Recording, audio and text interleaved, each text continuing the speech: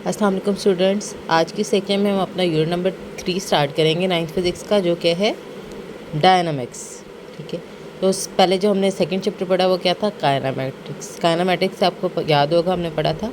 Kinematics में हम क्या करते हैं, मोशन को स्टडी करते हैं but without discussing the cause of motion. Motion को डिस्कस करते हैं बट विदाउट कॉज, उसका कॉज हम डिस्कस नहीं करते कि वो क्यों प्रोड्यूस हो रही है। बस इतना हम डिस्कस करते हैं कि हमारे पास क्या है कि मोशन प्रोड्यूस हो रही है। मोशन किस टाइप की, हमने पूरा सेकंड चैप्टर पढ़ा है। अब हमारा थर्ड चैप्टर है डायनामिक्स। तो डायनामिक्स क्या है, हम पहले इसकी क्या करते हैं, डेफिनेशन देखते हैं। Dynamics the branch of mechanics that deals with the study of motion of an object and the cause of its motion is called dynamics. तो ये भी क्या है, मैकेनिक्स क्या है, फिज़िक्स की ब्रांच है। तो ये भी क्या है, एक फ़िज़िक्स की ब्रांच है जिसमें हम मोशन को स्टडी करते हैं। बट उस पहले हम क्या करते हैं, कोज डिस्कस नहीं कर रहे थे, लेकिन इसमें हम क्या करते हैं, कोज भी डिस्कस करते हैं। तो ऐसी फ़िज़िक्स की ब्रांच को हम क्या बोलते हैं, डायनामिक्स बोलते हैं। ठीक है, अब हमारा फर्स्ट टॉपिक है 3.1 force, inertia and momentum. Force, inertia and momentum में सबसे पहले हम डिस्कस करते हैं फोर्स क्या होती है।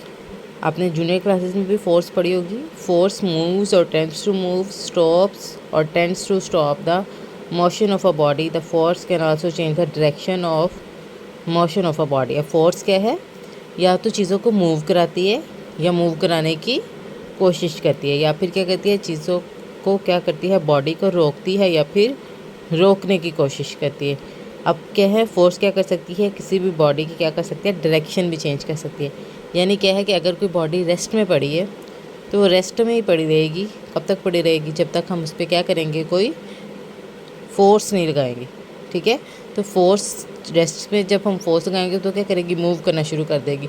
तो या फिर हम इसको क्या कर सकते हैं, कोई चीज़ अगर मूव कर रही है, ठीक है, तो तब तक मूव करती रहती है जब तक हम इसको खुद रोकेंगे नहीं। रोकेंगे कैसे, फोर्स लगा के रोकेंगे।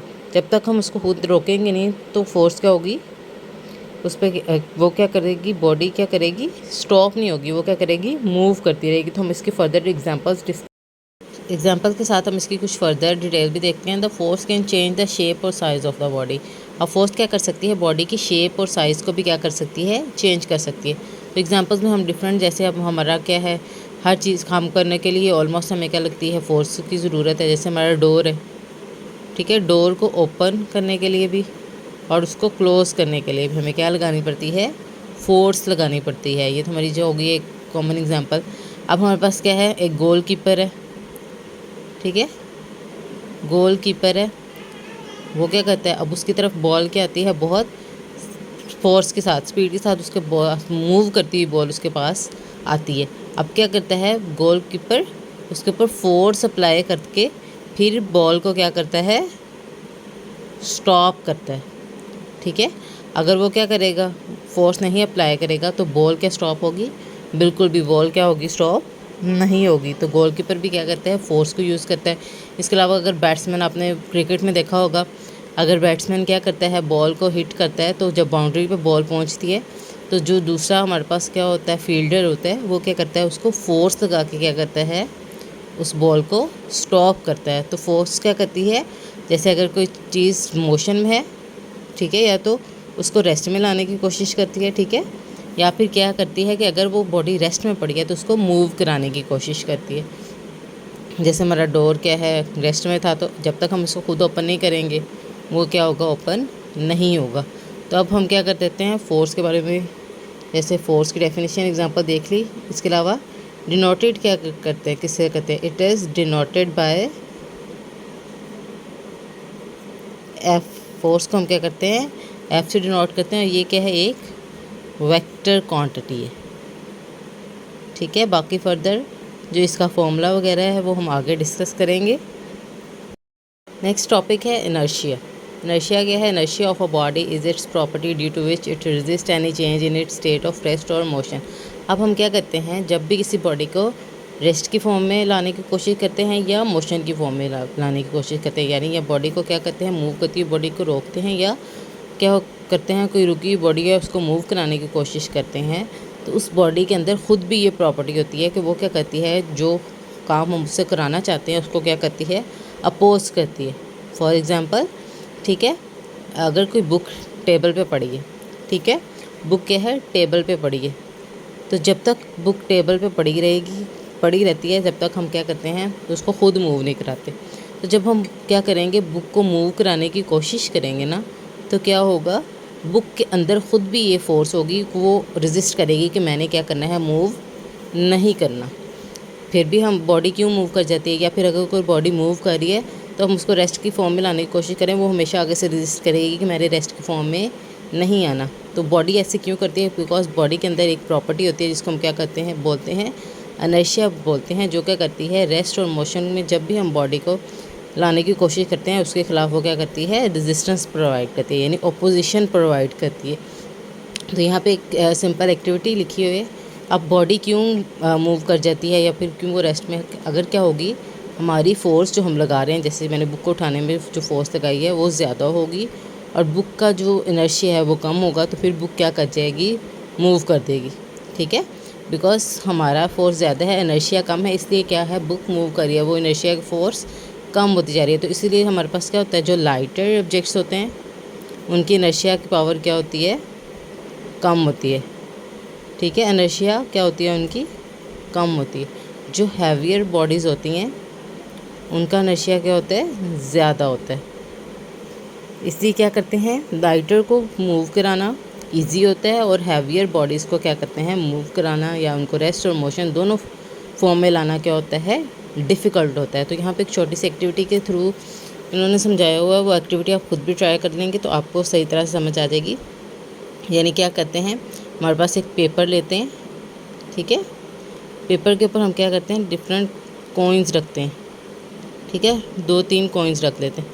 अब हम जब क्या करेंगे, आपको इस पेपर को मूव कराएंगे तो क्या हो जाएगा, पेपर नीचे से निकल जाएगा, लेकिन कॉइन्स क्या होंगे, बिल्कुल वैसे के वैसे अपनी उसी पोजीशन पे रहेंगे। क्यों उस पोजीशन पे रहेंगे, क्योंकि इस फॉर्म में जो पेपर है उसका इनर्शिया क्या है, लो है, और जो हम कॉइन्स थी, बिकॉज कॉइन पेपर से हैवियर भी हैं और ऊपर से 2-3 कॉइन्स है, इनका इनर्शिया क्या है, ज़्यादा है, जिस वजह से हमारे पास क्या हो गया है, पेपर तो नीचे से मूव हो गया है, लेकिन कॉइन्स क्या कर रहे हैं, उसी अपने फॉर्म में क्या है, उसी अपनी पोजीशन में क्या है, बिल्कुल ठीक से अपनी उसी हालत में उन्होंने क्या किया हुआ है, कंटिन्यू किया हुआ है। तो होपफुली आपको इनर्शिया समझ आया होगा। पास है मोमेंटम, मोमेंटम, ठीक है, मोमेंटम को डेफिनेशन देख लेते हैं फिर। Momentum of a body is the quantity of motion it possesses due to mass and velocity. अब हमारे पास क्या है, कार है जो कि बहुत ज़्यादा स्पीड या फिर वेलोसिटी के साथ क्या कर रही है, मूव कर रही है। जब वो कार किसी चीज़ के साथ हिट करेगी तो क्या करेगी, उस बॉडी को बहुत ज़्यादा डैमेज करेगी, ठीक है, और उसका इम्पैक्ट बहुत ज़्यादा होगा। इसी तरह हमारे पास एक ट्रक है, ट्रक का मैस कार के मैस से क्या है, थोड़ा ज़्यादा होता है और कार का मैस क्या होता है, कम होता है। लेकिन क्या है, अब क्या कर रही है, ट्रक क्या कर रहा है, लो स्पीड के साथ, ये तो हाई स्पीड के साथ मूव कर रही थी, लो स्पीड के साथ मूव कर रहा है, लेकिन जब ये किसी चीज़ के साथ हिट करेगा तो इसका इम्पैक्ट और कार का इम्पैक्ट क्या होगा, सेम होगा। एज़ कम्पेयर टू होता कि कार जो है उस दोनों का मैस क्या है, मैस डिफरेंस है, ठीक है, फिर भी क्या है, लेकिन जैसे ही कार की क्या है, हम स्पीड ज़्यादा कर देते हैं, स्पीड ज़्यादा करते हैं तो क्या हो जाता है, बॉडी का मोमेंटम भी ज़्यादा हो जाता है। इसी तरह अगर मैस ज़्यादा होता है तो बॉडी का मोमेंटम ज़्यादा हो जाता है, इसलिए इन दोनों का इम्पैक्ट क्या होता है, सेम होता है। तो बिकॉज इनर्शिया क्या है, एक ऐसी क्वांटिटी है जो कि बॉडी के अंदर किस तरह पोजेस करती है, due to its mass and velocity. Mass and velocity दोनों की वजह से बॉडी में क्या प्रोड्यूस होती है, मोमेंटम प्रोड्यूस होता है। तो हम कह सकते हैं इसका फॉर्मूला, ठीक है, इसको हम मैथमेटिकली रिप्रेजेंट करें तो मोमेंटम को हम डिनोट करते हैं, it is denoted by P. P से डिनोट करते हैं मोमेंटम को, ठीक है, एम से डिनोट नहीं करना, पी से डिनोट करते हैं। और इसमें मास एंड वेलोसिटी है तो हम कह सकते हैं it is product of mass and velocity, because दोनों मिलके ही क्या कर रहे हैं, मोमेंटम बना रहे हैं। तो P is equal to M V, ये क्या है, इनर्शिया का फॉर्मूला है। तो इससे हम क्या करते हैं, ये फॉर्मूला हो गया, यहाँ से हम क्या कर सकते हैं, इसका यूनिट भी निकाल सकते हैं, ठीक है। तो यूनिट मास का क्या होता है, केजी, और वेलोसिटी क्या होती है, मीटर पर सेकंड। तो इनर्शिया का जो यूनिट हमारे पास होता है वो क्या होता है, किलोग्राम मीटर पर सेकंड। ठीक है। और हमारे पास जो एनर्जी है वो भी क्या है, एक वेक्टर क्वांटिटी है। मोमेंटम भी क्या है, एक वेक्टर क्वांटिटी है। तो होपफुली आपको आज का लेक्चर अच्छा लगा होगा। फोर्स, इनर्शिया और मोमेंटम तीनों का बारे में समझ रखी होगी। तो अगर वीडियो अच्छी लगी होगी तो वीडियो को लाइक और शेयर लाजमी करें और चैनल को लाजमी सब्सक्राइब कीजिएगा। Thank you so much.